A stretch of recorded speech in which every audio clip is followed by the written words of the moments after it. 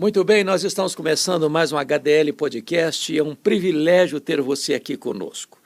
Hoje nós vamos entrevistar uma das pessoas, para mim, mais relevantes no universo evangélico do Brasil e do mundo. Hoje nós vamos conversar com o Dr. Augustus Nicodemos, para mim, o maior expositor bíblico da nossa geração. Então, fique aí, porque logo depois da vinheta nós estaremos de volta. Muito bem, nós estamos recebendo aqui Dr. Augustus Nicodemos. Ele está lá na Flórida e ele vai bater um papo conosco hoje e tenho certeza de que muita coisa boa nós vamos receber da parte de Deus através do Dr. Augustus Nicodemos. Augusto, que alegria receber você, viu? Muito obrigado, Hernandes. Eu fico muito feliz pela oportunidade de estar aqui e, infelizmente, eu vou ter que começar desmentindo você. Você disse que eu sou o maior expositor. Eu acho que é o contrário. Eu acho que eu estou diante do maior expositor do Brasil, com certeza. Né? Não, você, graças a Deus, você é uma referência para mim. Sempre me perguntam qual é a sua maior referência de pregação expositiva. E eu, sem lisonja alguma, com todo entusiasmo, eu digo, para mim é você hoje, assim, a quem que eu posso olhar, ver, ouvir e aprender. Eu louvo muito a Deus pela sua vida, Augusto. Bom, fico muito feliz, né? Você está morando agora em Orlando, é isso? Isso, estou aqui em Orlando, na Flórida, já faz 1 ano e 4 meses que nós nos mudamos para cá. Que coisa boa. E você pretende voltar para o Brasil? Acha que o seu ministério vai continuar por aí? Olha, eu não sei responder essa pergunta. Por enquanto, o plano é ficar pelo menos uns 3 ou 4 anos até que a igreja que eu estou servindo aqui, ela esteja fortalecida, estruturada, caminhando bem e, enfim, se expandindo. E quando eu sentir que meu trabalho aqui terminou, talvez eu volte lá para o meu Brasil. Por enquanto, a ideia é ir ficando, né? Ficando até Deus mostrar o contrário. Você faz muita falta aqui no Brasil. Eu sei que você é tão importante aí, ajudando aí o Samuel Vitalino, nosso amigo comum, nesse trabalho precioso de plantação e expansão da igreja aí na América, mas a sua presença aqui também é tão relevante, tão importante, e nós sentimos muito a sua falta aqui, viu? Hernandes, de fato, foi uma decisão difícil, viu? Foi uma decisão difícil, mas eu pensei assim, já dei 43 anos da minha vida como pastor no Brasil, então vamos dar oportunidade agora para a nova geração, não é? E eu vou servir o tempo que me resta num desafio que me rejuvenesceu, né? A plantação de uma igreja brasileira aqui na Flórida, entre imigrantes. Hernandes, é outra coisa, é outro desafio, é outro contexto. Então, eu estou feliz que eu vim e estou grato a Deus pela oportunidade. Sinto falta aí do meu Brasil, mas graças a Deus que as mídias, né, a internet permite um contato mais frequente, né? E nossa presença acaba sendo em todo lugar através das mídias, não é? Então, é isso aí. O plano, por enquanto, é ir ficando. Ficar por aqui. Uma das coisas que me encanta no seu ministério, e Deus tem me dado a benção de experimentar isso também, é de ir embora os nossos cabelos brancos, mas poder falar às gerações mais jovens, ter acesso às gerações mais jovens. E graças também à questão das mídias sociais. Você é uma pessoa muito relevante nas mídias sociais, sempre usou com muita eficácia isso. Qual é a importância de um pastor que está começando o ministério ou já no meio da carreira, mas que ainda não se despertou para a importância do uso das mídias sociais para a proclamação do Evangelho? Olha, Hernandes, é quase que inconcebível que você tenha hoje um pastor que não faça uso dos recursos da tecnologia de comunicação, redes sociais, a mídia, a inteligência artificial, e, enfim, tantos outros recursos. Eu começo com uma observação só. Enquanto a gente precisa falar essa nova geração. E essa nova geração, ela é toda plugada, toda antenada. Enquanto você está pregando, os adolescentes estão lá no chat GPT fazendo pesquisa sobre as coisas que vocês estão dizendo, que nós estamos dizendo. Então, isso nos obriga a conhecer a ferramenta, usar a ferramenta, estar atualizado, porque a gente vai estar dizendo uma coisa e os membros da nossa igreja estão pesquisando e entrando aí nos recônditos da internet e às vezes sem critério nem nada, e aí fica feita a confusão, né? Então, eu acho que não tem retorno, é um caminho sem volta à presença da tecnologia e ela tem que ser usada. É um dom de Deus, acredito, como a imprensa foi, a imprensa de Gutenberg foi um dom de Deus, precedendo a reforma. Sem a descoberta da imprensa móvel, Lutero não teria conseguido levar suas ideias ao mundo todo. Hoje as redes sociais fazem o mesmo papel. Né? Você, por exemplo, aqui onde eu vou, todo mundo conhece você. Todo mundo fala de você, diz que foi abençoado pelas suas pregações e tudo mais. Mas por quê? Porque você está na internet, você está usando as mídias sociais, você está presente e as pessoas ouvem. Então, hoje em dia, para ser relevante, para fazer diferença, para ser ouvido, o pastor tem que estar na rede social. Senão ele vai ficar resumido àquele grupinho dos domingos, né, que frequenta a igreja, e, enfim. Ele pode até ter um bom conteúdo, e tem muitos pastores que têm sim, graças a Deus, né, pastores têm bom conteúdo, são pregadores, mas eles não têm inserção nas mídias, eles não conseguem ser ouvidos, o que é uma lástima, né, porque nós precisamos de vozes bíblicas e coerentes na mídia, diante do avanço do outro lado, né? A mídia é boa, no sentido, porque transmite coisa boa, mas também ela é usada por falso profeta, enfim. E o pastor tem que estar presente, tem que se inserir, senão não dá. Eu tenho escutado Brasil afora, por onde caminho, de pessoas que dizem assim para mim, pastores que dizem assim para mim, nós recebemos tantos membros esse ano na igreja, e boa parte destas pessoas que vieram porque ouviram Augusto, porque ouviram Hernandes, porque ouviram mensagens nas mídias sociais e tiveram um contato com o ensino bíblico relevante, fiel, e procuraram uma igreja.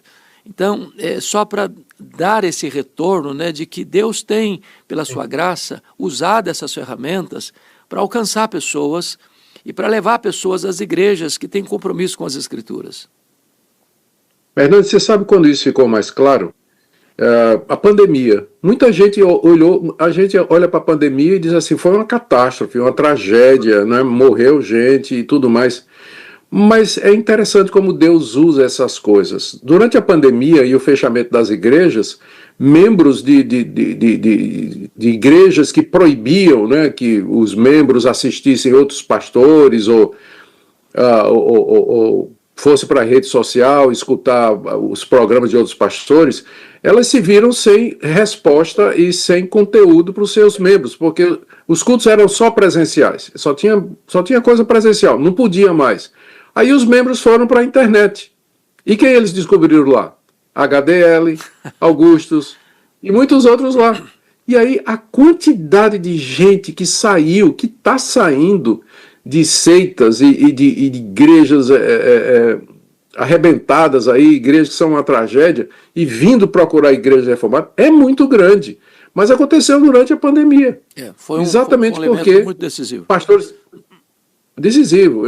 Eu acho que Deus usou isso aí para um despertamento espiritual no meio desses grupos. E até hoje a gente está colhendo os benefícios disso aí, recebendo gente nas igrejas que se converteu durante a pandemia, ou então abriu os olhos durante a pandemia, exatamente por conta de ministérios como o seu e de outros colegas que estão bem inseridos nas redes sociais. Augusto, eu escuto também de pastores, como você disse, que têm uma boa mensagem, são fiéis às Escrituras, que pregam com graça de Deus, mas apenas entre quatro paredes, apenas para a sua congregação. E diz, não, eu não vou investir porque o meu alcance é muito pequeno, eu não tenho seguidores. E qual a palavra que você tem para dar para essas pessoas que estão desanimadas ou desencorajadas ou não despertadas ainda para o uso das mídias sociais porque tem poucos seguidores? Vamos dizer, você chegou a esses números de seguidores, mas não foi de ontem para cá, né? Você está elaborando com isso há muito tempo. Eu também, há muito tempo. Qual a palavra que você tem para esse pastor que ainda não foi despertado porque acha que ele tem poucos seguidores e não vai alcançar tanta gente? Olha, a gente nunca tem ideia de onde vai cair a semente. Você pode ter poucos seguidores, mas você não tem realmente ideia do alcance. Porque, vamos supor, você tem 100 seguidores, tá? 100, 150, 200 seguidores, que é um número relativamente pequeno, né? Pensando em termos proporcionais. Um de... Você não sabe, você pregou um sermão no domingo. Então, um daqueles seguidores pega aquele seu sermão ou faz um recorte e ele passa para outra pessoa, que vai passar para outra pessoa. É impossível a gente saber o alcance da nossa palavra nas redes sociais, mesmo que você tenha poucos seguidores, mesmo que você tenha pouco. Aquilo que você falou, de vez em quando cai no meu feed aqui, uma mensagem ou uma palavra de alguém cuja visibilidade. Eu vou dar uma olhada lá, a pessoa tem 200 seguidores, mas alguém deles, né, algum deles deu visibilidade, engajamento. Então sempre há a semeadura, a gente joga a semente e a gente não sabe onde ela vai cair e aonde o vento vai levar essa semente e em que coração ela Exato. vai cair. Então, ainda que uma pessoa ouça, se interesse e transmita e ela replique aquela mensagem, né, forward, ela reencaminha aquela mensagem, de repente cai no coração de uma pessoa e você foi abençoado. Glória. Então não desanime, continue. Lembre que Deus deu diferentes dons e talentos a uns. Lembre que na parábola do semeador a semente produz 30, 60 e a 100. Então, a uns Deus dá 30, outros 60, outros a 100, mas o que importa é a boa semente que foi semeada. Então, encorajo e animo você a prosseguir. O que Deus quer é que a gente seja fiel. 1 Coríntios capítulo 4, verso 2. Sucesso e número, isso aí ele dá a quem ele quer. Mas ele exige de nós fidelidade. Seja fiel, Deus vai usar o seu ministério, o menor que pareça. Ainda nesse ponto, vejo que também algumas igrejas, até igrejas de tamanho médio, até grande, com poder econômico robusto, às vezes essas igrejas não investem numa boa qualidade de som, numa boa transmissão das imagens, numa boa captação das imagens, numa boa plataforma. Que palavra você tem para dar para essas igrejas que têm os recursos necessários, mas ainda não investiram, não estão investindo ainda, para que esta mensagem se torne mais clara, com mais visibilidade, com mais amplitude?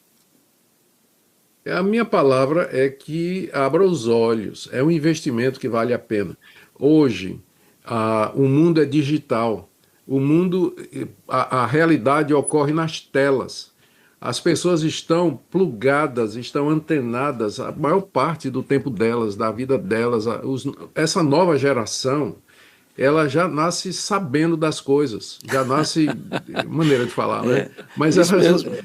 então, a gente tem que investir. Se você tem uma transmissão que é pobre, é mal feito, é amador, o pessoal que está acostumado a ver coisa de qualidade vai para outro. Exato. Então, invista na qualidade do som, no cenário, na qualidade da câmera, na qualidade do pessoal. Bota esse pessoal voluntário da sua igreja para fazer treinamento, saber como usar a câmera direitinho, o som, a luz, o mais importante de tudo, você sabe disso, a luz é super importante nisso aí, a iluminação. Então, tudo isso é um investimento que vai valer a pena, vai valer a pena. Qualidade. Eu estava assistindo a um vídeo recentemente de um influencer, ele é chamado de influencer, mas ele tem poucos seguidores, não é muita coisa não, comparado com os grandes que tem aí. Era um vídeo de uns 40 minutos. A qualidade do vídeo era impressionante. O cenário, as duas câmeras pegando transversal, o som, que você ficava... Eu assisti o vídeo todo. Eu geralmente eu costumo fazer isso, né? Impressionado com a qualidade e aquilo captura. E de repente você pega aí um pastor que tem até alguma projeção, mas a qualidade... A gente começa a assistir e não aguenta assistir até o final. Às vezes a câmera está tão longe que você não vê o rosto da pessoa que está pregando. Augusto, olhando para um outro aspecto, você é um escritor muito relevante, tem obras extraordinárias, normalmente na área de exposição bíblica. Quando é que você foi despertado para ser um pregador expositivo e qual é a importância da pregação expositiva para o crescimento saudável da igreja? Eu fui despertado no meu tempo de seminário ainda, com uma exposição de Ray Stedman em 1 Coríntios. E eu nunca tinha visto aquilo, O livro era um comentário aos 1 Coríntios e ele fazia uma exposição sistemática, organizada de cada capítulo do livro de Coríntios. E o livro não era grosso, não, era um livro fininho assim. Eu fiquei muito impressionado com aquilo ali. Foi quando eu conheci Russell Shedd, Dr. Russell Shedd. O Shedd ia para o púlpito e ele levava o texto grego, né? Ele devia saber o português de cabeça, mas ele levava o texto grego e expunha o significado das palavras, fazia uma espécie de uma análise sintática do texto, né? Uma análise de discurso ali do texto, dizendo o significado, o que é que Paulo queria dizer com aquilo, e enfim, ele gostava muito de pregar nas cartas paulinas, né? Então isso me despertou para a pregação expositiva. Aí eu comecei a ler Martin Lloyd-Jones, Pregação e Pregadores, que é um livro clássico nessa área também, e isso me animou a prosseguir. Mas eu creio que o que moldou a minha forma de expor a palavra foram os meus estudos na África do Sul, em meu mestrado em Novo Testamento, com um professor sul-africano chamado Ficka, F-I-C-K-A, onde ele deu análise de discurso e mostrou como a gente pode ler o texto e verificar o fluxo do texto, o fluxo do pensamento do autor, o que é que ele quer dizer, qual a argumentação, o que é que ele está fazendo agora. Então aquilo acabou moldando a minha maneira de ler a Escritura, interpretar a Escritura e preparar os sermões. Eu creio, como você também, porque você é um pregador expositivo e, graças a Deus, um excelente pregador expositivo, nós cremos que é o melhor método. Ele não é único, porque aí nós teríamos que dizer que Charles Spurgeon foi irrelevante. O Spurgeon não era expositivo, né? Não. Mas eu creio que a pregação expositiva é a melhor maneira de pregar a palavra de Deus. Ela nos aproxima do texto.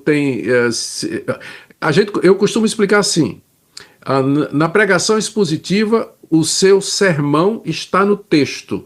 Em todas as outras, o texto está no sermão. Então a diferença boa colocação. É ótima. Não estou dizendo que as outras formas não são usadas por Deus. Seria contrariar a história e a realidade. Claro. Mas a experiência e o conselho de Paulo a Timóteo, prega a palavra, me convencem de que a pregação expositiva é o melhor método de pregação hoje. E que está fazendo falta nos púlpitos. Exatamente.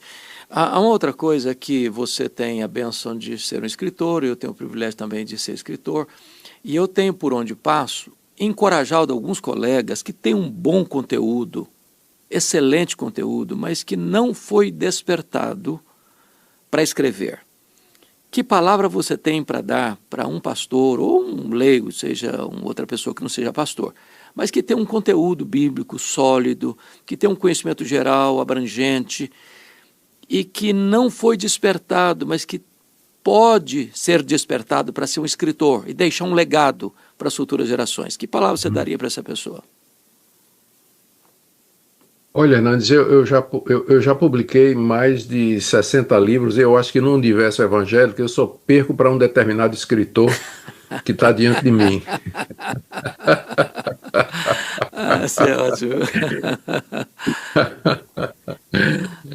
E não foi fácil no começo.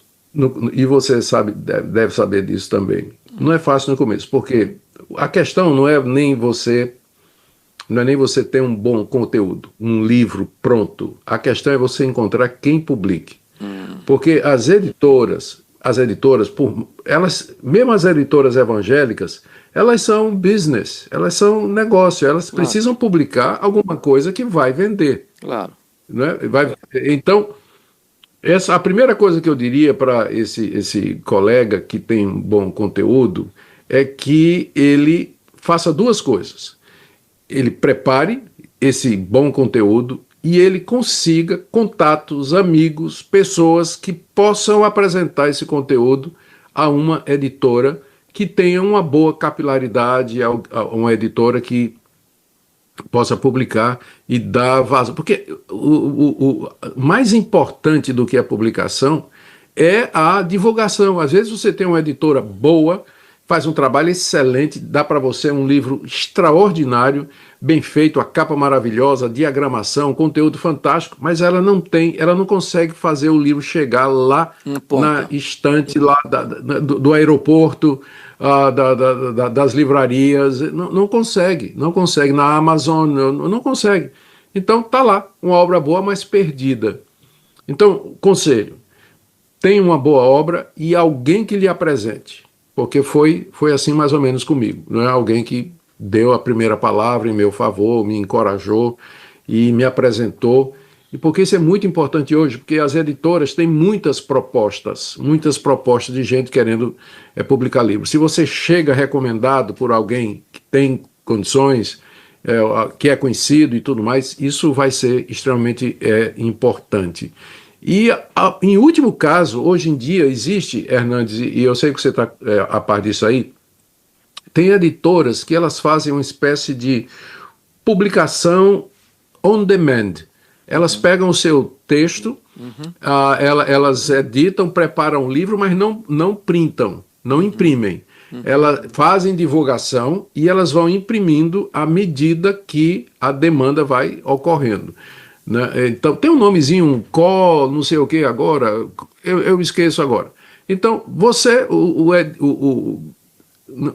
é melhor do que não publicar. Exato. Não é o ideal, mas é melhor do que não publicar. E por última análise, a última conselho que eu daria, primeiro é procurar uma boa editora com alguém que lhe recomende. Segundo, uma editora que faça esse tipo de publicação que sai mais em conta e que geralmente elas não recusam porque elas não têm nada a perder. Né? Não tem nada a perder. Exato. E a última coisa é você fazer uma publicação pessoal. Você bancar com os custos da sua publicação e você então investe. Veja como investimento. Aí você distribui, vende, mostra para pessoas influentes e tal, e de repente uma delas vai dizer, isso aí merece ser publicado numa editora grande e por aí vai. No meu caso, inclusive, Augusto, os 4 primeiros livros que eu escrevi por conta própria. Eu, na verdade, nem procurei editora, achei que ninguém ia se interessar mesmo, então fiz por conta própria. Depois, então, começa o interesse, a busca, e hoje as editoras correm atrás de você, em vez de você ter que correr atrás das editoras. Então, obrigado por esses conselhos. Mas vamos voltar a um outro ponto que você chegou a mencionar, que você fez mestrado na África do Sul. E você escreveu, acho que você que escreveu o livro Reavivamento na África do Sul, ou verdade, compilou aquele conteúdo. Fiz toda a compilação a partir de tapes e tudo mais. Eu quero lhe dizer que aquele livro foi um divisor de águas na minha vida e no meu ministério. Aquele livro caiu no meu coração numa época muito oportuna, em que a igreja brasileira estava com a sua atenção voltada para esse tema avivamento, reavivamento. Fizemos uma caravana e fomos à África do Sul. Passamos lá uns 10 dias na missão Quacis-Abanto. E foi muito, muito, muito marcante para a nossa vida. Então, a pergunta que eu faço a você é essa. Qual foi o impacto que o avivamento de Quacis-Abanto na África do Sul produziu no seu coração, na sua vida, no seu ministério? Veio, como você disse aí, veio no momento certo na minha vida. Porque eu estava decidido a seguir a carreira mais acadêmica dentro do meio evangélico. Sempre fui pastor, sempre tive coração pastoral, mas a minha pegada sempre foi mais na área acadêmica, pesquisa, estudo, produção, a teologia, tudo isso. E existe um risco, quando você entra por essa área, de você se tornar um ortodoxo frio, uma ortodoxia ou uma erudição que não é movida pela paixão pelas coisas de Deus. E eu acho que Deus permitiu isso, que eu conhecesse Quacis-Abanto, exatamente para evitar que isso acontecesse, que eu me tornasse um acadêmico, um teólogo de gabinete, com a cabeça desse tamanho de conhecimento, mas o coraçãozinho apertado, pequeno, sem paixão nenhuma por Deus. Então, estar lá, ver a grande obra de Deus, as conversões em massa, os sinais e prodígios que eu creio que eram verdadeiros, sim, e acontecendo de forma diferente dos curandeiros que a gente vê aí em determinadas igrejas, coisas espontâneas, eles nem oravam por isso, né, nem buscavam essas coisas, Deus estava fazendo lá. Você conhece a história? Conheço a história. Então, aquilo abriu os meus olhos e me deu paixão. E tanto é que, voltando para o Brasil, a primeira coisa que eu fiz foi pegar o testemunho do Erle Steigen, o pastor que Deus usou para começar tudo aquilo, e colocar na forma de um livro, que foi publicado pela editora Knox, né, a atual editora Knox, que era do Paulo Anglada, né, que já está na glória. E distribuímos pelo Brasil todo. E também isso me levou a pregar muito sobre avivamento. Né? Falar que eu achava que era importante com Assis Abanto, porque mostrava o que é um verdadeiro avivamento, em contraste com avivamentos que não são avivamentos, mas são emoções e produto do desejo humano, que acontece por um fim de semana, depois volta tudo ao normal, então, enfim. Então foi uma bênção na minha vida. Eu agradeço a Deus pela oportunidade. Eu sabia da sua caravana, sim. Foi maravilhoso. Eu fiquei muito... Inclusive, uma das pessoas que nos acompanhou, ele era um promotor de justiça, já aposentado, um homem muito culto, um homem muito influente na sociedade capixaba, cuja família basicamente toda estava convertida, mas ele não. E ele teve a sua experiência de conversão lá em Coaces Abanto. Lá nesta visita, ele nos acompanhou e foi uma coisa muito linda o que Deus fez na vida dele, e passou os dias restantes da vida dele na presença de Deus como membro da nossa igreja lá em Vitória, um homem de Deus, um homem muito precioso. A conversão dele aconteceu lá, foi algo muito marcante. Coisa extraordinária. Muito marcante. Que bênção, glória a Deus por isso. Bom, mas aproveitando ainda, Augusto, mais uma coisinha aqui, você acompanha e conhece a igreja brasileira, você vê hoje denominações que capitularam seu liberalismo, estão desidratando, você vê outros grupos com mega templos, mas sem evangelho, sem mensagem da cruz, sem a mensagem da graça, sem a justificação pela fé, sem as mensagens das Escrituras. E você vê também igrejas que, como você disse, permanecem firmes na doutrina, mas com uma ortodoxia ossificada, às vezes sem paixão pelo Evangelho. Como é que você vê essa realidade brasileira e que palavra você teria para dar para aqueles que estão nos assistindo, dos cuidados que devemos ter nesse quesito no Brasil e no mundo? Olha, Hernandes, é muito boa a sua palavra, e ela, por outro lado, é uma resposta que não é fácil, né? Não é fácil para a gente dar. Eu parto da promessa de Cristo, que disse que ele vai edificar a igreja dele sobre aquela verdade declarada de Pedro, que ele é o Cristo, o Filho do Deus vivo, e que as portas do inferno não prevaleceriam contra ela.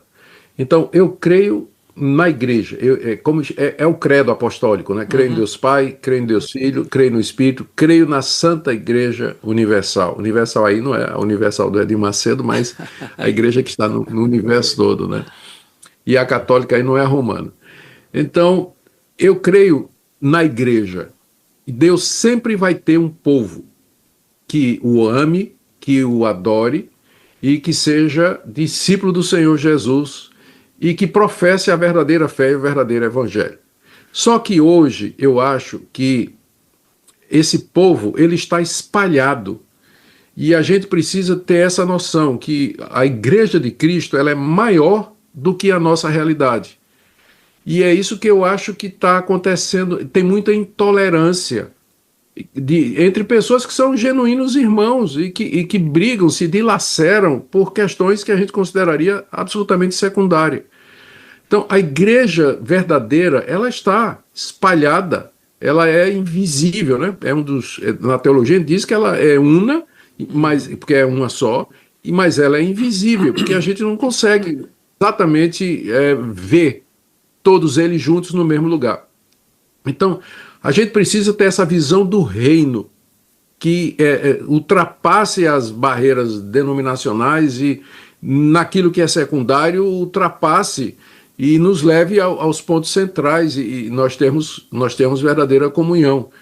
Então, é essa a minha análise, que eu acho que os evangélicos, que são realmente evangélicos, infelizmente estão bem divididos, especialmente nas redes sociais, brigando entre si, e quebram a unidade externa da igreja, que Jesus disse, né?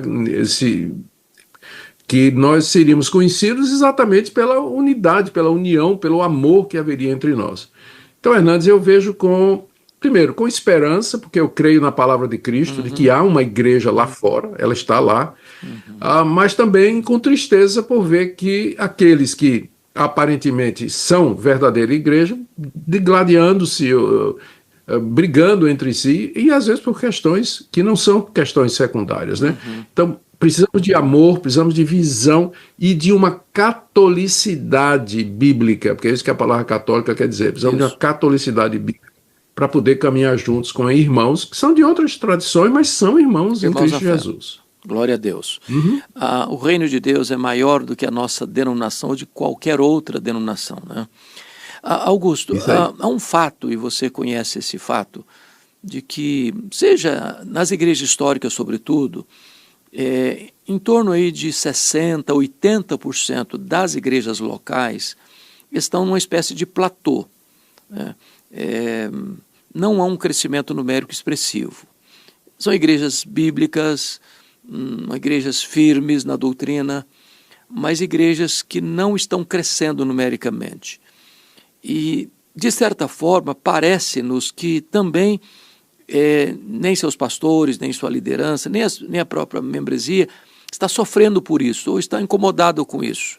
Então, você vê uma igreja fazendo 40 anos, 50 anos, 60 anos de organização e tem o mesmo número de membros que tinha lá no começo. Que palavra você tem para dar para essas comunidades que, embora bíblicas nas igrejas chamadas históricas, estão nesse platô de acomodação, sem um crescimento numérico expressivo? Que palavra para essas igrejas? Isso, Hernandes, sim. Eu começo dizendo que números, eles não dizem tudo, mas eles dizem alguma coisa. Eles podem não dizer tudo, mas eles dizem alguma coisa. Então, por um lado, naturalmente, você sabe disso, a gente não vai julgar as coisas pelo número, mas nós não podemos desprezá-los. Quando você lê o livro de Atos, você percebe que em determinados pontos decisivos da história da igreja, Lucas, que era o historiador, ele dá um relatório. E boa parte desses relatórios é numérico. 3.000 almas, 5.000 almas, e aí quando ele perde a conta, porque era muito, ele começa a dizer uma grande multidão, a grande quantidade de levitas, sacerdotes se convertindo. Multiplicando o número dos discípulos. Exatamente. Então, números não dizem tudo, mas eles dizem alguma coisa. Se eles não dissessem nada, não haveria essa preocupação bíblica de registrar números nos relatórios em momentos cruciais da história da igreja. Dito isso, a gente deve levar em consideração alguma coisa. Algumas dessas igrejas, elas não crescem porque os pastores, esses pastores, eles acham que ser pequeno é bom. Uma igreja pequena é fácil de pastorear, conhece todos os membros e não tem para que ser maior do que isso. Vamos ficar satisfeitos com isso aí. Não evangeliza, porque às vezes até uma igreja ela pode permanecer. Por exemplo, como é o nome do pastor? Esqueço aqui agora. Ele é muito conhecido. Ele tem uma igreja aqui em Washington. Rapaz, o nome está aqui na cabeça. Já ele chega. É a idade, viu, Hernandes? É o Mark Dever. A filosofia dele é o seguinte: a igreja dele, ele estabeleceu 800 membros como sendo o número ideal. De membros para pastorear. Ideal. Então, como a igreja dele cresce, quando chega em 800 membros, ele divide. ele pega o excedente e começa um Nova núcleo e comunidade. começa uma outra igreja, nova igreja. Então, a igreja dele tem o mesmo número há 20 anos, mas ela se multiplicou, né? Deu origem a muitas outras igrejas. Então, eu não tenho problema se o pastor disser assim, eu quero que minha igreja seja de 200 membros, porque é um número que eu consigo pastorear, desde que Ele está cresça multiplicando. e ultrapassou esse número, multiplique, abre uma congregação, ponto de pregação e assim por diante. Muitos pastores têm medo da igreja crescer, Nancy. E olha, o Tim Keller tem um artigo muito interessante, não sei se você chegou a ver, onde ele fala de como a igreja tem que mudar a sua estrutura a partir do crescimento dos membros. Então, até 100 membros, o pastor conhece todo mundo, vai na casa de todo mundo, toma café com todo mundo, está disponível.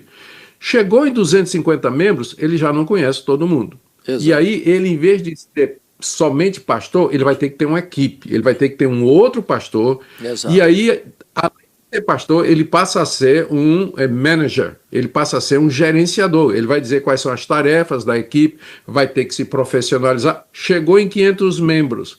Aí ele já vai ter que ter uma equipe pastoral, vai ter que ter uma equipe de som, vai ter que ter uma equipe para isso. Aí o trabalho dele já não é mais aquele trabalho no chão da fábrica, na Exato. casa das pessoas tomando café. Passou de 1000 membros, ele trabalha só com um grupo pequeno de auxiliares que vão distribuir tarefas, que vão fazer as coisas. Ele se limita a pregar e tudo mais. Cada vez que há uma mudança dessa, você perde gente. Eu vi isso aqui, posso falar aqui. A igreja que eu estou trabalhando aqui começou há 3 anos atrás. E ela começou com 50 pessoas. Quando eu vim aqui, há 2 anos atrás, ela já tinha pulado para mais de 100. E depois, a última vez que eu tive aqui, já estava passando dos 300. Hoje, ela já está chegando na casa dos 500, se já não passou. A cada vez que isso aí, esse número dobrou e tudo mais, saíram pessoas da igreja insatisfeitas. A complexidade de administrar isso é maior. É verdade. Saíram pessoas da igreja dizendo, eu não consigo mais falar com o pastor, ele não vem mais tomar café na minha casa. Ele não vai, não é porque não queira. Ele diz, eu fiquei doente, ninguém foi me visitar. Não foi visitar porque você não disse, o pastor não tem condição de saber. E aí, muita gente, a cada crescimento, perdem-se alguns membros, chegam novos, mas perde-se alguns. Então, muitos pastores estão com medo de crescer, medo disso aí. Eles acham que melhor, que small is beautiful. Small is beautiful. Então, eles permanecem assim, ou tem, finalmente, né, já vou terminar esse ponto aqui, a razão de que não cresce porque quem dá o crescimento é o Espírito Santo de Deus. E o Espírito Santo de Deus, de alguma forma, vou usar um termo humano, né, não está tendo a liberdade de agir poderosamente na pregação e na vida dos membros. Falta oração, falta quebrantamento, tem pecado oculto, falta disciplina, precisa colocar a vida dos membros em ordem, o pastor não ora, não é um homem que busca a palavra de Deus, e tudo isso acaba refletindo. Não cresce mesmo. Na questão do crescimento. Cresce. Muito bom. Augusto, me permita um assunto sensível.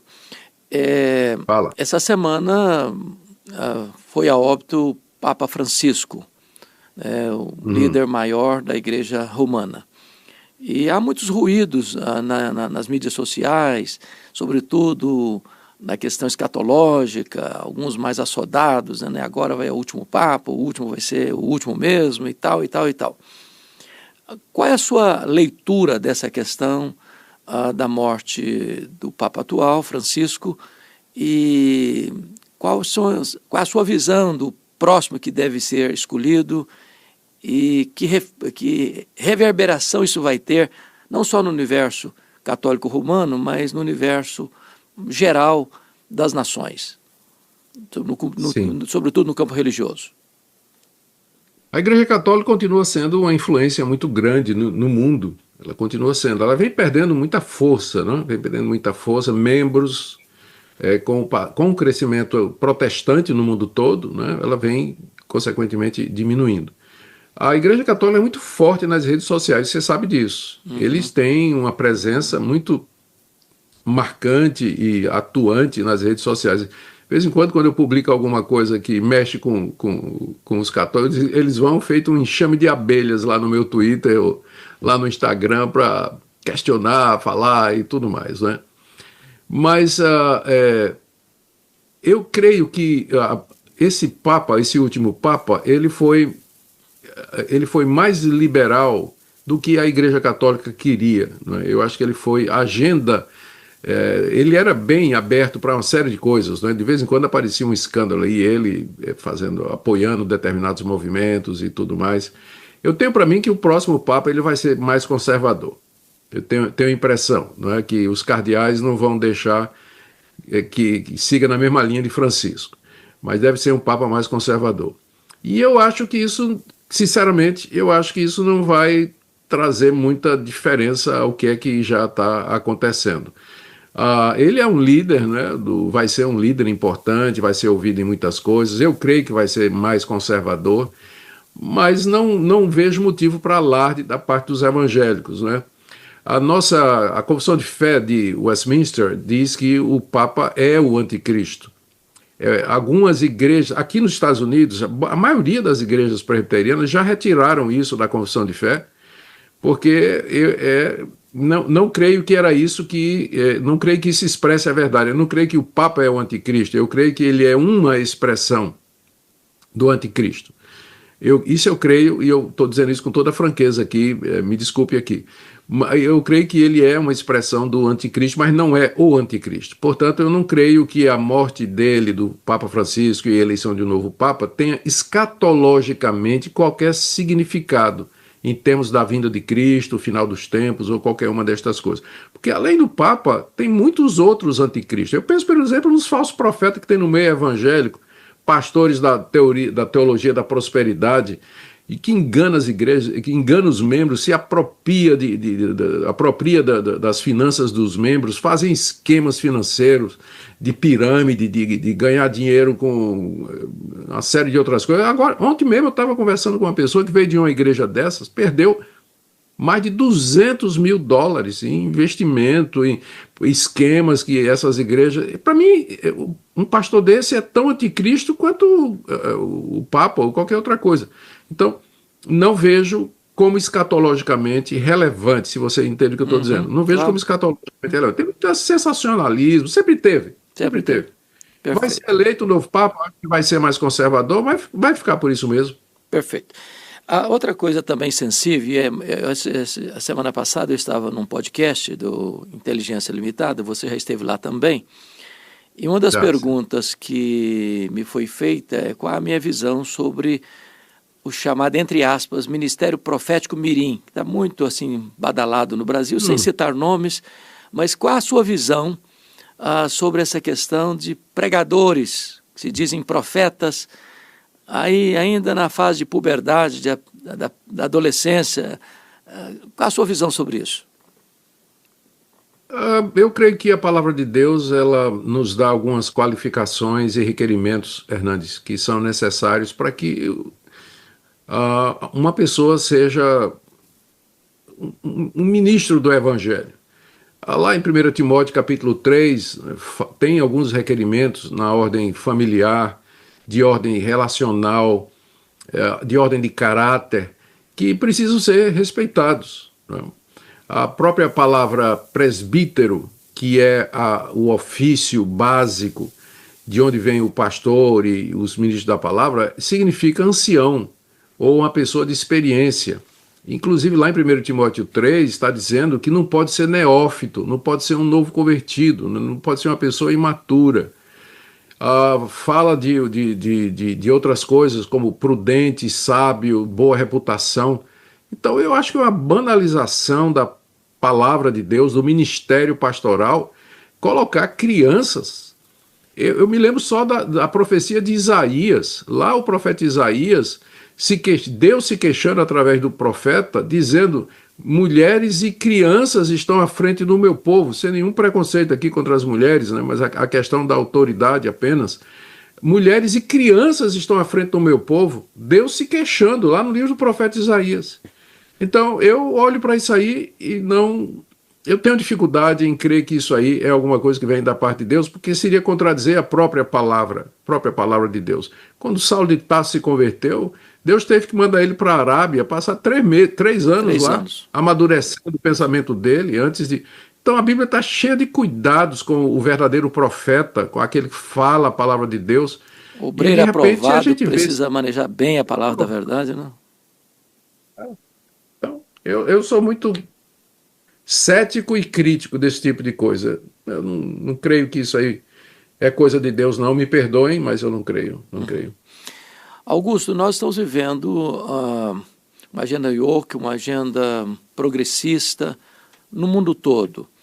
E parece-nos que essa onda está encurralando, de certa forma, a igreja, e corre-se o risco amanhã de se aprovar leis que sejam contrárias a princípios cristãos que a igreja evangélica protestante defende com clareza.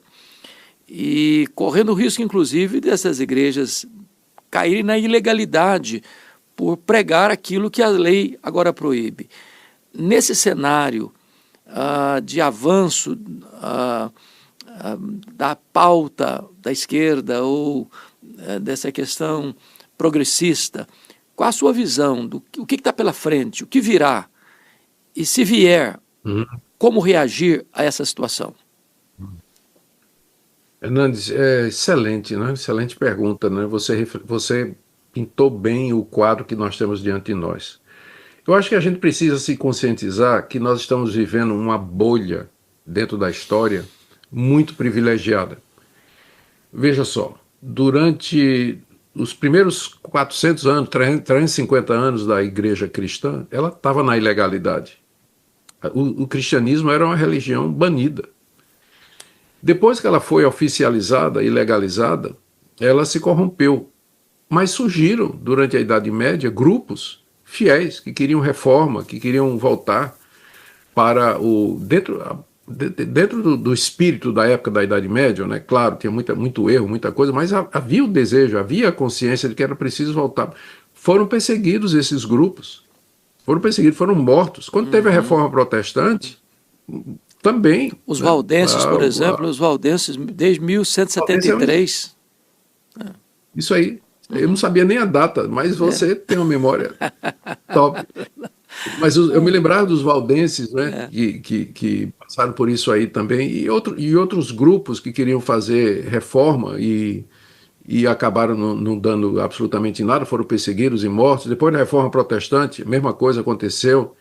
Depois você vê o evangelho sendo substituído no norte da África pelo avanço do islamismo, e aí o cristianismo perseguido, o islamismo toma conta do que antes foram as terras bíblicas, e agora em alguns lugares é proibido a presença cristã.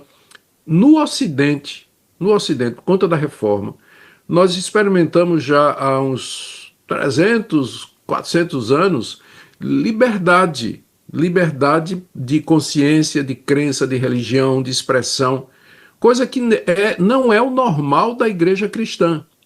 Né? É por isso que eu disse, nós estamos vivendo uma bolha. O normal é a gente ser ilegal e perseguido. É isso que é o normal. A igreja martírica. É exatamente. Esse é o padrão. Aqui no Ocidente, Deus, por motivos que só Ele sabe, nos poupou disso. Depois da reforma protestante, né? Mas eu falei 400 anos, mas 500 anos, e Deus nos deu essa bolha. E essa bolha agora está se furando. Ela está acabando. Ela está acabando.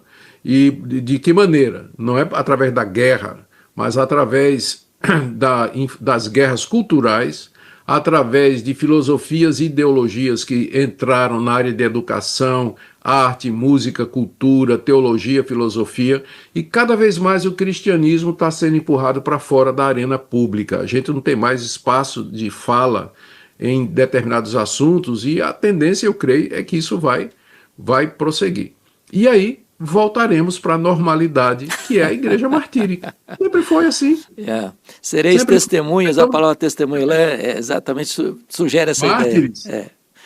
O Augusto, Exatamente. muito obrigado pelo seu tempo. em estar aqui conosco, batendo esse papo. Eu tenho certeza de que as suas palavras vão reverberar no coração de tanta gente.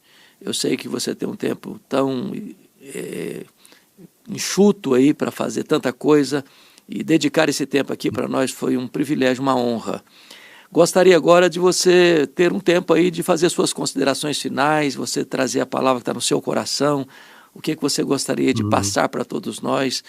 Teremos toda a atenção de ouvir o que Deus tem para nos dizer através de você nessas considerações finais.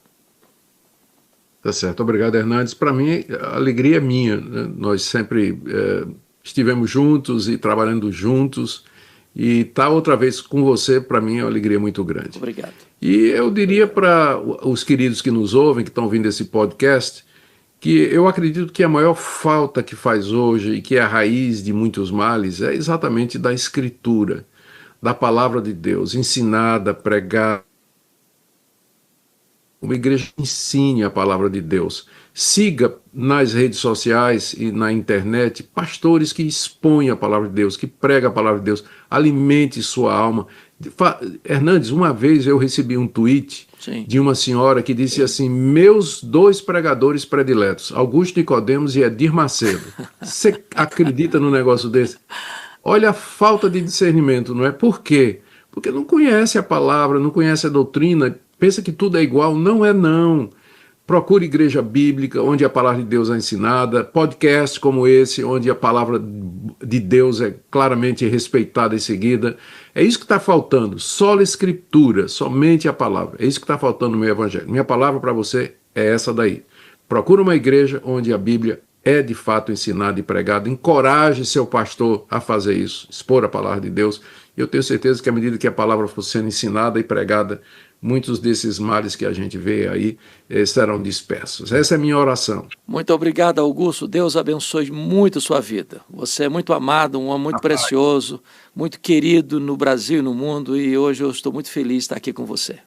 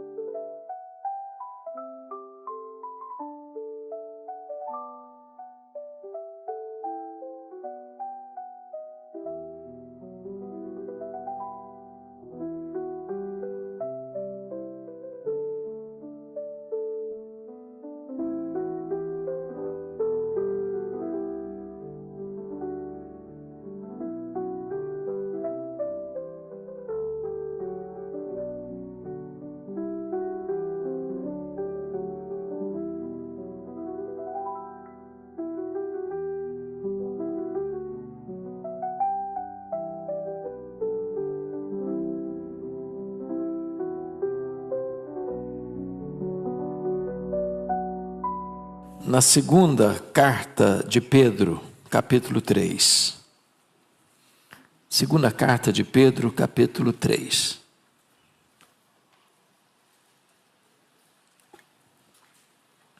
Este é um dos textos mais importantes da Bíblia,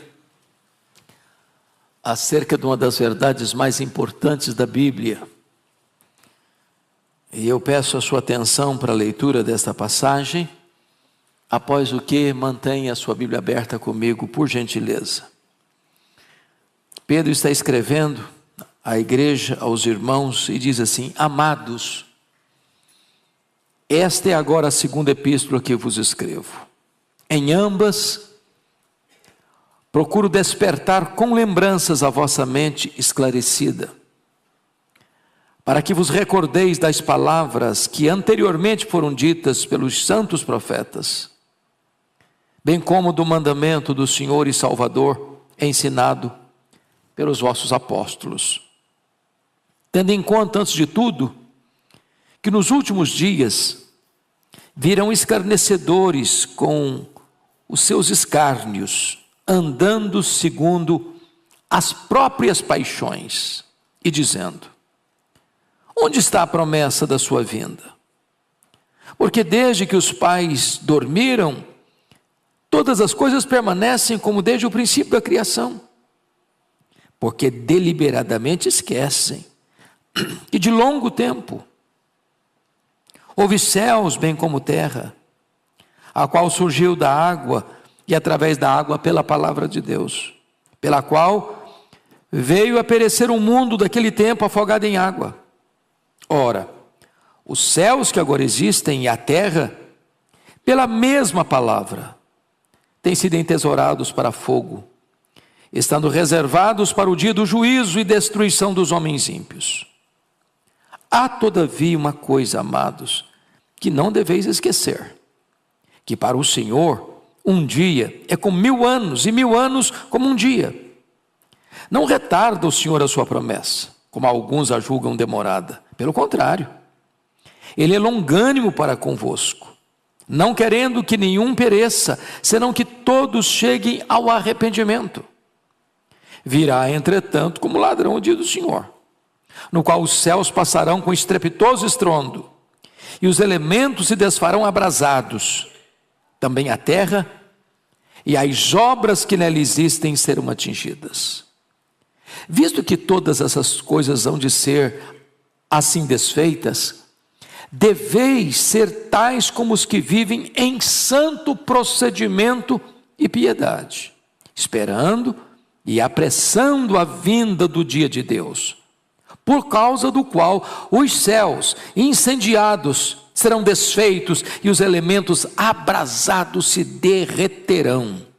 Nós, porém, segundo a sua promessa, esperamos novos céus e nova terra, nos quais habita a justiça.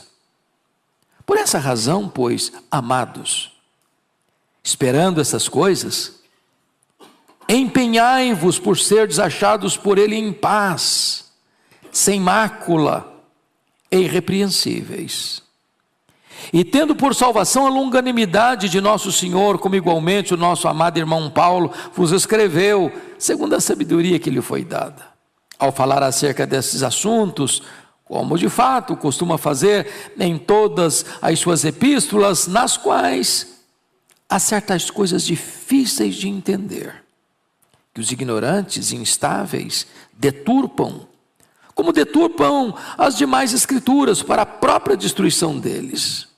Vós, pois, amados, prevenidos como estáis de antemão, acautelai-vos.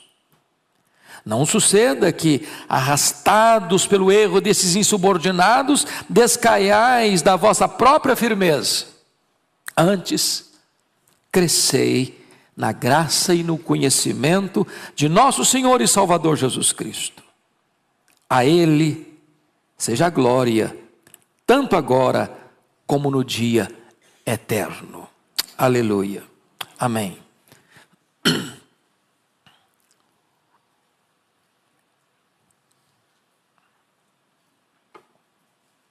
A segunda vinda de Cristo e as suas implicações. É verdade incontestável que Jesus voltará. E Ele voltará pessoalmente. E Ele voltará visivelmente. E Ele voltará audivelmente. E Ele voltará repentinamente.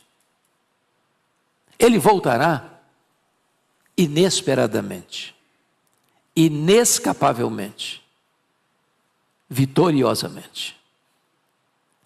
Os sinais desta vinda são notórios e eloquentes. Foi Ele quem nos preveniu. Engano religioso, guerras, terremotos, fomes, epidemias, esfriamento do amor, perseguição religiosa, a pregação do Evangelho a todas as nações, a apostasia, a manifestação do homem da iniquidade. E Jesus alertou que quando essas coisas estivessem acontecendo, deveríamos nos acautelar, porque estaria muito breve a sua volta. Nesta epístola, depois de no capítulo 1, versículo 16, tratar da matéria da segunda vinda de Cristo, porque não vos demos a conhecer o poder e a vinda de nosso Senhor Jesus Cristo, seguindo fábulas engenhosamente inventadas, mas nós mesmos somos testemunhas oculares da sua majestade. Depois de combater com firmeza pétrea os falsos mestres no capítulo 2, agora o apóstolo Pedro não volta às baterias contra os falsos mestres, ele volta a sua atenção e carrega as tintas para se dirigir aos crentes como amados. Se vocês prestaram atenção na leitura, por várias vezes Pedro se dirige aos seus destinatários como amados, amados, amados, para consolá-los e para tratar com eles desta magna verdade, a segunda vinda do Senhor Jesus Cristo. E prestem atenção que Pedro adota uma coisa que nós todos deveríamos estar atentos, que é a importância da repetição. Não fique triste com o seu pastor se ele repetir um sermão. Essa prática foi usada por Paulo, essa prática foi usada por Pedro. Vejam vocês no verso 1, quando ele diz: esta é a segunda epístola que vos escrevo. Em ambas procuro despertar com lembranças a vossa mente esclarecida. Ele está dizendo o seguinte: vocês já sabem, mas eu estou lembrando de novo vocês. É assim no ensino secular. Não é assim? Você repete, e repete, e repete as mesmas verdades. Então não espere coisas inéditas no domingo, durante a semana, na sua igreja, não.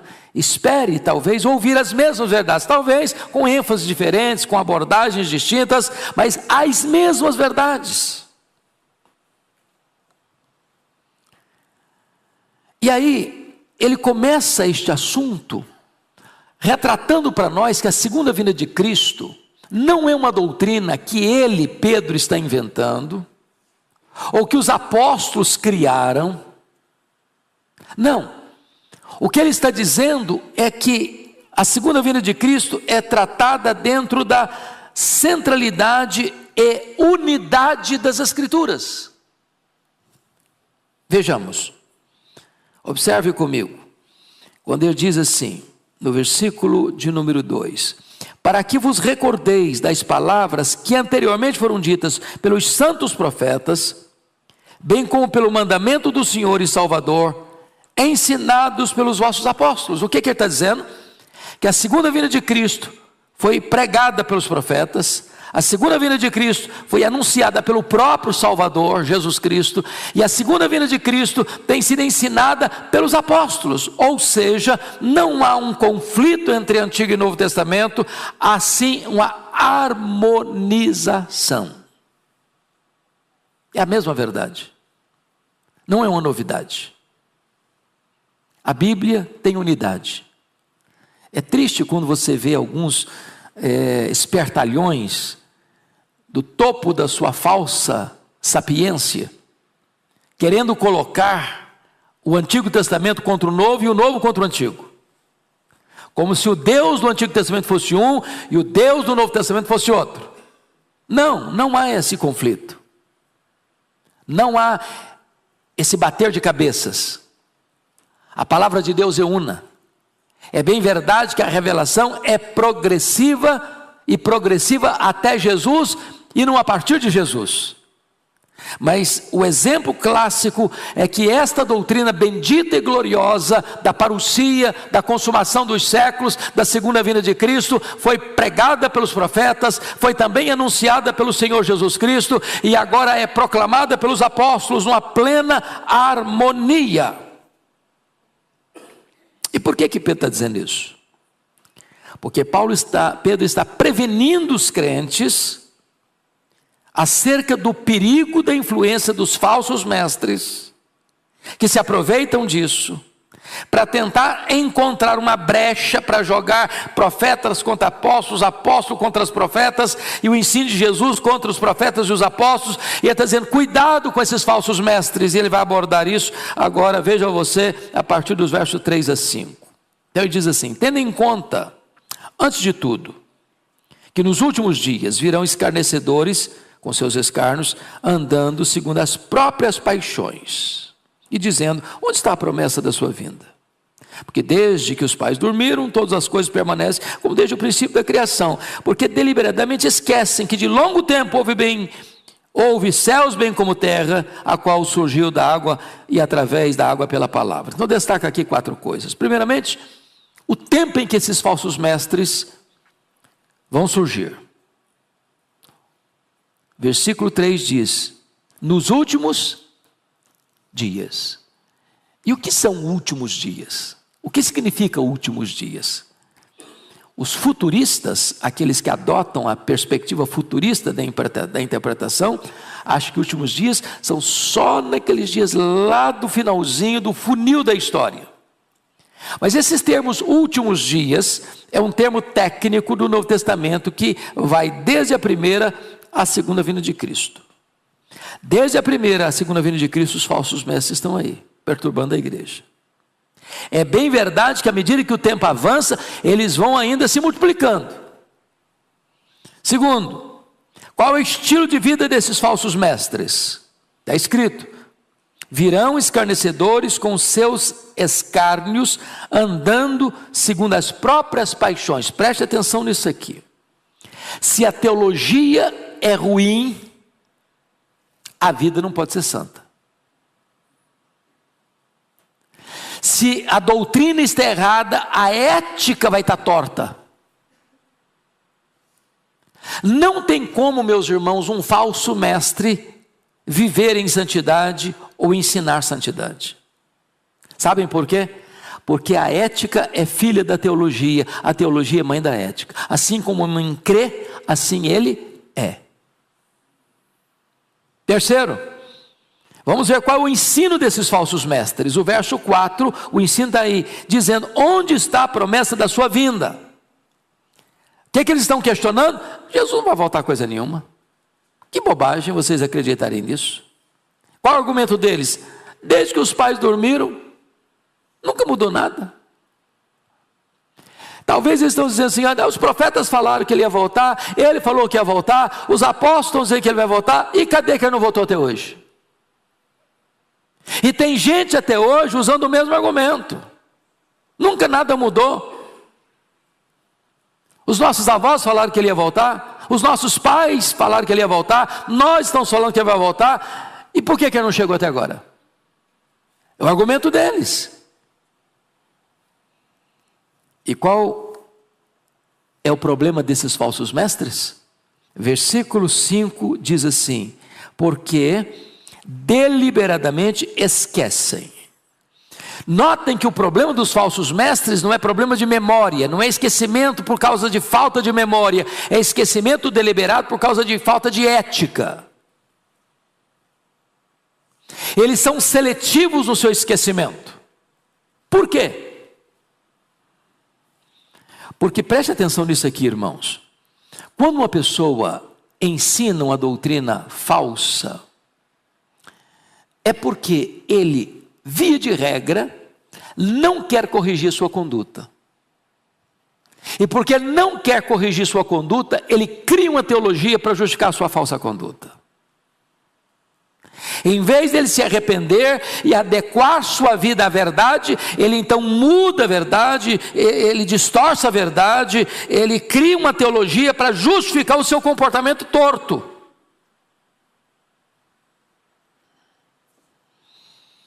E qual é o argumento de Pedro para refutar essa gente? Ele está dizendo: não é verdade que desde o começo é assim, não, que nada mudou, não. Primeiro argumento: Deus criou o universo pelo poder da sua palavra. Segundo, vejam vocês aí, versículo 6, pela mesma palavra que Deus criou o universo, pela mesma palavra, Ele trouxe um juízo à terra, afogando o mundo daquele tempo em água, o dilúvio. Terceiro argumento: pela mesma palavra que Deus criou o universo, e pela mesma palavra que Ele trouxe o dilúvio ao mundo exercendo o seu juízo, por essa mesma palavra, diz o versículo 7, Ele vai entesourar este mundo para o fogo, dia do juízo e destruição dos homens maus.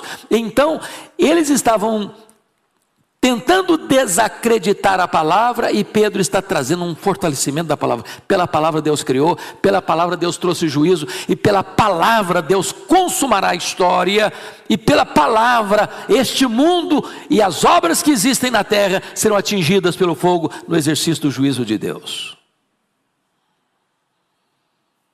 Agora notem comigo, talvez aí Pedro agora vai trazer um outro raciocínio do argumento dele. Porque o questionamento dos falsos mestres é essa. No versículo 4. Onde está a promessa da sua vinda? Imagine que haja alguma pessoa dentro da igreja, agora não é falso mestre não, agora é um crente sincero, questionando: por que ele não veio ainda? Vamos ver a resposta, o argumento de Pedro, por que da demora da segunda vinda?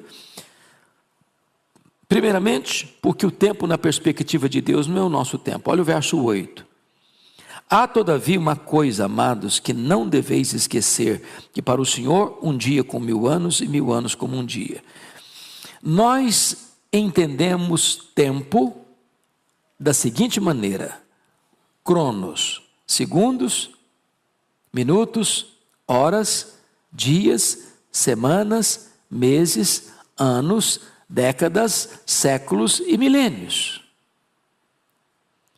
Deus não conta o tempo assim porque Deus é eterno. Nós não enxergamos na curva, nós não enxergamos no escuro, e nós não vemos o futuro.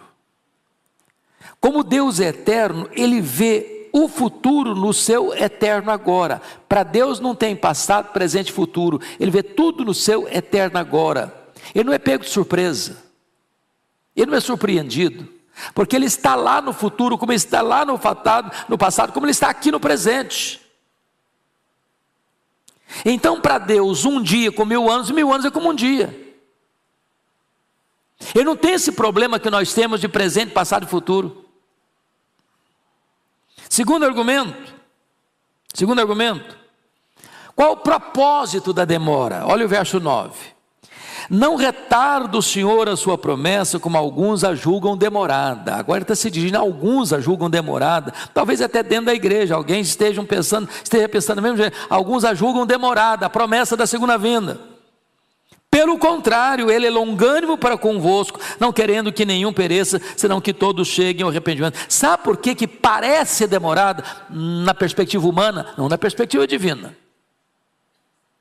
É porque Deus está dando mais uma oportunidade para que o pecador se arrependa. Porque diz a Bíblia, lá no livro de Ezequiel, que Deus não tem prazer na morte do ímpio, mas em que ele se converta e viva. Terceiro, o fato de Deus estar dando mais uma oportunidade não pode ser usada para relaxamento moral. Bom, já que ele é longânime, vai demorar um pouco mais para que todos se arrependam, deixa eu aproveitar e viver do jeito que eu quiser viver. Aí o versículo 10 diz assim: virá entretanto como ladrão o dia do Senhor. Essa imagem foi usada por Pedro, foi usada por Paulo e foi usada por Jesus. E o que ela significa? Que a volta de Jesus será o quê? Inesperada. Não vai ser um dia óbvio. Vai pegar a gente de surpresa. E na hora final não tem jeito de se preparar. E por isso Jesus contou a parábola das 10 virgens. Não adianta ser membro de igreja, não adianta ser batizado, não adianta parecer crente, não adianta ter cacuete crente, não adianta ter jeito de crente, não adianta vestir como crente, não adianta falar como crente, não adianta ter indumentária de crente. Se você não tiver azeite na sua lâmpada, não vai funcionar. Vai chegar de surpresa. E agora, qual vai ser o efeito disso? Preste atenção aqui. Você leia o verso 10 comigo, em voz alta, por gentileza, vamos juntos. Virá, entretanto, como ladrão, o dia do Senhor, no qual os céus passarão com estrepitoso estrondo, e os elementos se desfarão abrasados. Também a terra e as obras que nela existem serão atingidas. Eu não sei quanto a você, mas quando eu imagino essa cena aqui, é uma cena que não tem como o cineasta mais criativo colocar numa tela. Nós estamos falando de um incêndio global, de cima e de baixo. Os céus incendiados começam a derreter, abrasados.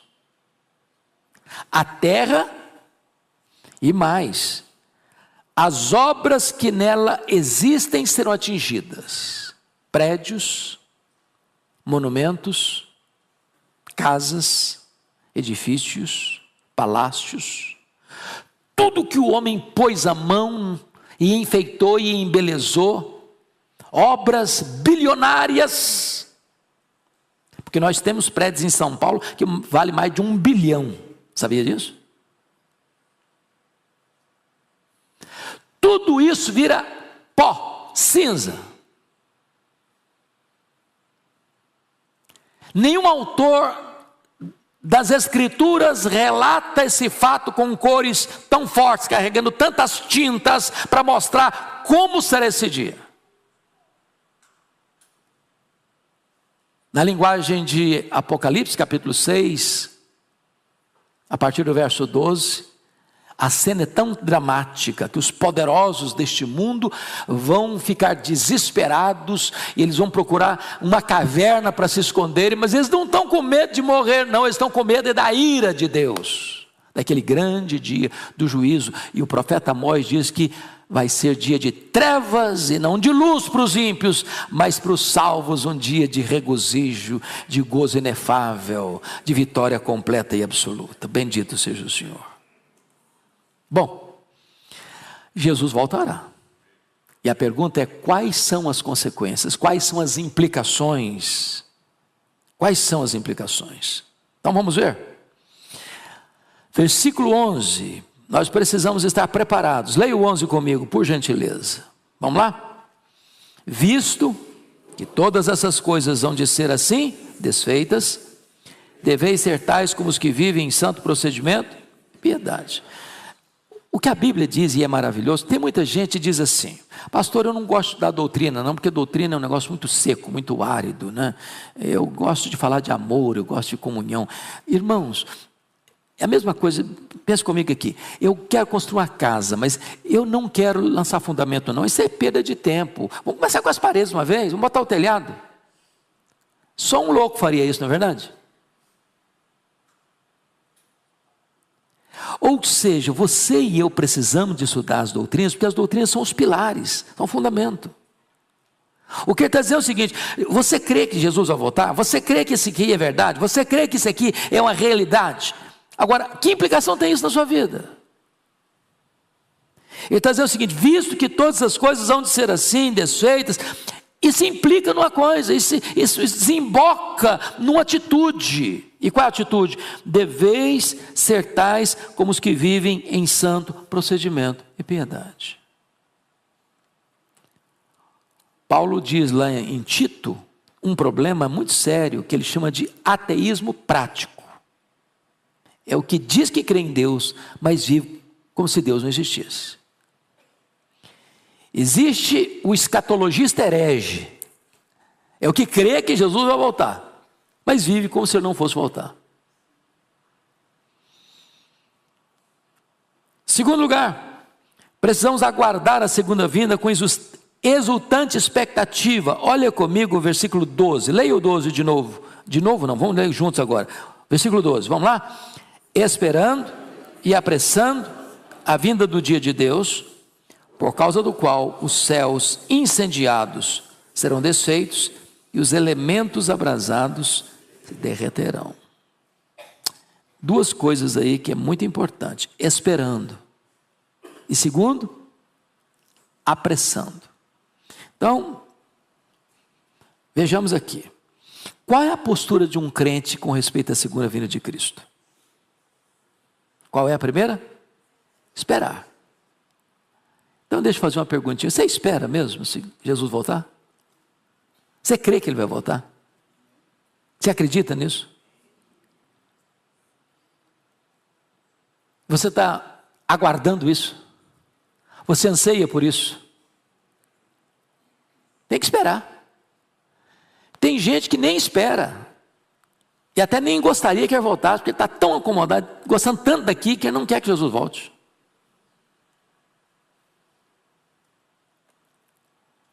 Mas ele diz que não basta você esperar. Ele usa uma outra expressão: esperando com o que na ponta dos pés, dizendo Maranata, ora vem Senhor Jesus. Mas ele diz apressando. E como é que você pode apressar? Quando a Bíblia diz que só o Deus Pai tem essa agenda na mão. É porque a segunda vinda de Cristo, do ponto de vista humano, tem uma agenda a cumprir. Tem fatos a cumprir. E dentro das agendas que precisam cumprir, tem uma que está na mão da igreja. E qual é a agenda que está na mão da igreja? A pregação do Evangelho Reino em todo o mundo, para testemunho a todas as nações. Então virá o fim. Como é que a igreja pode apressar a segunda vinda de Cristo? É cumprindo essa agenda. O pastor Ivarra deu um spoilerzinho no começo, mas eu não tenho dúvidas de que Deus trouxe na nossa geração, e é na nossa geração mesmo, literalmente. Eu me lembro que quando eu fiz seminário, nos idos de 78 e 81, eu tinha uma maquininha de escrever Letera 32, e eu era o cara porque tinha uma Letera 32. Eu já era pastor em Vitória, quando eu vi o primeiro computador, e era uma mesa inteira. A primeira impressora que eu vi, meus irmãos, era um catatal desse tamanho. O primeiro computador que eu comprei, o meu laptop tinha 2 gigas e era um espetáculo. E eu fiz minha tese, tudo com 2 gigas. Até que ele travou, não tinha mais conserto. Primeiro telefone celular que você e eu usamos era um tijolo, dava quase dor na coluna para o cara usar. E hoje nós somos geração que guardamos os nossos documentos nas nuvens. Como diz alguém, eu não sei onde é essa nuvem.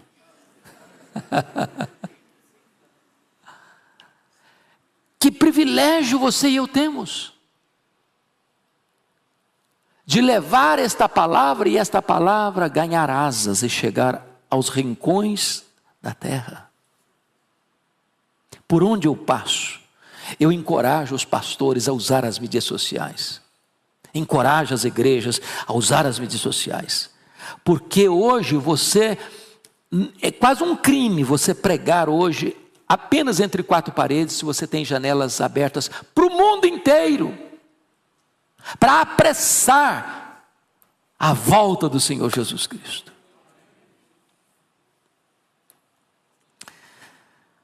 Pois bem, versículo 13, nós precisamos aguardar o cumprimento da promessa da consumação. Leia o 13 comigo, porque notem, algumas pessoas dizem assim: pastor, mas se essa coisa que está prometida no verso 12 aí, olha aí, os céus incendiados, desfeitos, elementos abrasados e derretendo, é uma cena de terror. Eu não quero participar disso não. Eu vou estar com muito medo, vou estar desesperado.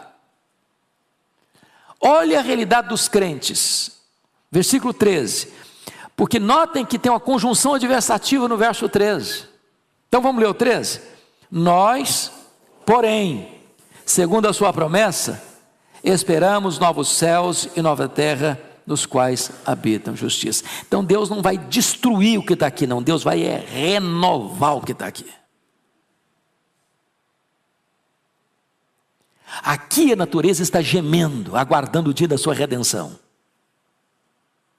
E quando Jesus voltar, não é só a igreja que vai ser glorificada não, o próprio cosmos vai ser restaurado da presença do pecado, redimida desse cativeiro do pecado, e então vai ter novos céus e nova terra. Louvado seja o Senhor. Então, para terminar, Pedro vai agora, como um pastor que foi, e como um pregador que foi, ele vai fazer as últimas aplicações do seu sermão, nos versos 14 a 18. E a primeira aplicação que ele faz, e exortação que ele faz, está no versículo 14. Leia comigo o 14, por favor. Por essa razão, pois, amados, esperando essas coisas, empenhai-vos por seres achados por ele em paz, sem mácula, irrepreensíveis. Então para de brigar, para de fazer confusão, para de ser cri-cri, para de criar contenda, para que quando Jesus voltar te ache em paz. Segundo, para de viver uma vida torta, para que ele encontre você sem mácula. E não viva uma vida na corda bamba não, para que ele encontre você irrepreensível. Então doutrina tem implicação, desemboca na conduta. Segunda exortação dele, você precisa aceitar a verdade da palavra de Deus. Versículos 15 e 16 são preciosíssimos, eu chamo a sua atenção para a leitura. Todos comigo, por favor, 15 e 16. E tende por salvação a longanimidade de nosso Senhor, como igualmente o nosso amado irmão Paulo vos escreveu, segundo a sabedoria que lhe fora dada, ao falar acerca desses assuntos, como de fato costuma fazer em todas as suas epístolas, nas quais há certas coisas difíceis de entender, que os ignorantes e instáveis deturpam, como também deturpam as demais escrituras, para a própria destruição deles. Algumas coisinhas básicas aqui. Primeiro, Pedro está assim cheio de mel nessa carta, né? Nesse texto. Até Paulo, assim, chama de meu amado Paulo, meus amados irmãos. Ele está assim naquele dia pastoral, assim cheio do óleo, cheio da graça, cheio de doçura. A segunda coisa que ele menciona aí, que é digno de nota, é que as cartas de Paulo, já quando Pedro escreve, já estavam sendo recebidas pelas igrejas como cartas canônicas, que já faziam parte das escrituras. Terceira coisa digna de nota, é que Pedro reconhece que Paulo recebeu de Deus uma dose especial de sabedoria. Porque ele escrevia coisas difíceis de entender. Agora isso tira a gente de uma enrascada, né? Porque se você lê alguma coisa de Paulo, eu não estou entendendo, não estou entendendo. O nosso irmão Pedro também não estava entendendo, não.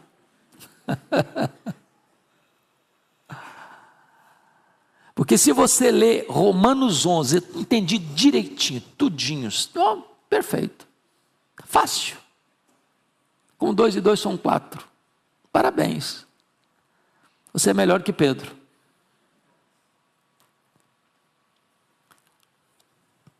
Ele admite, humildemente, que o Paulo estava no andar de cima, na prateleira de cima.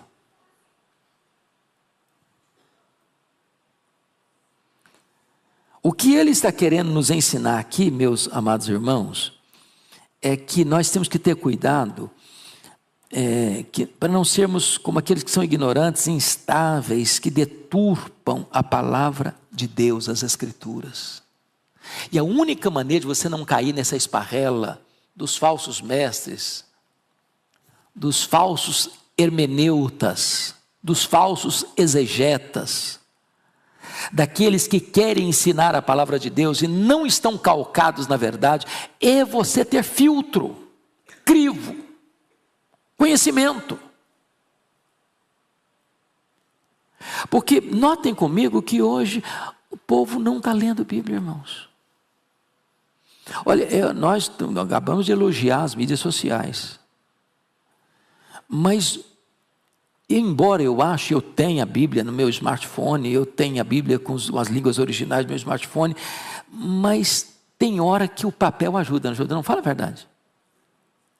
Acho que até como um símbolo, né? O pastor Ival costuma brincar que a Bíblia é espada, a Bíblia no celular é canivete.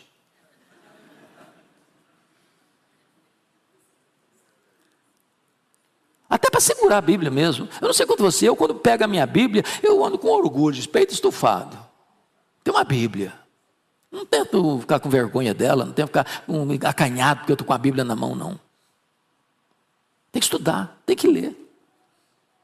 Eu falava com o pastor igual agora há pouco, fui pregar lá em Belém, pastor Samuel Câmara, e ele dá muita ênfase à escola bíblica dominical, e agora ele está encorajando os crentes a escrever a Bíblia. Escrever a Bíblia toda. E quando o cara escreve a Bíblia toda, de Gênesis a Apocalipse, ele chega na igreja e ganha um diploma, bonitão. É isso mesmo. Você sabia que a igreja valdense memorizou a Bíblia toda? E memorizou a Bíblia toda porque as cópias da Bíblia eram caríssimas. E a igreja começou a queimar as cópias das Bíblias que eles tinham.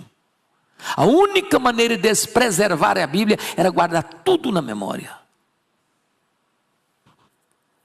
E eu temo às vezes que se você fizer um concurso na igreja assim, de supetão, domingo, meus irmãos, vão trazer 20 irmãos na igreja aqui à frente, que vão citar de cor 20 versículos da Bíblia.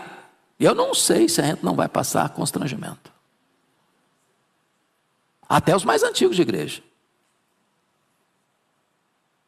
Se você não conhecer, você vai acabar caindo nas mãos dos espertalhões. Então, terceiro conselho dele, versículo 17. Leia o 17 comigo, por favor. Vamos juntos.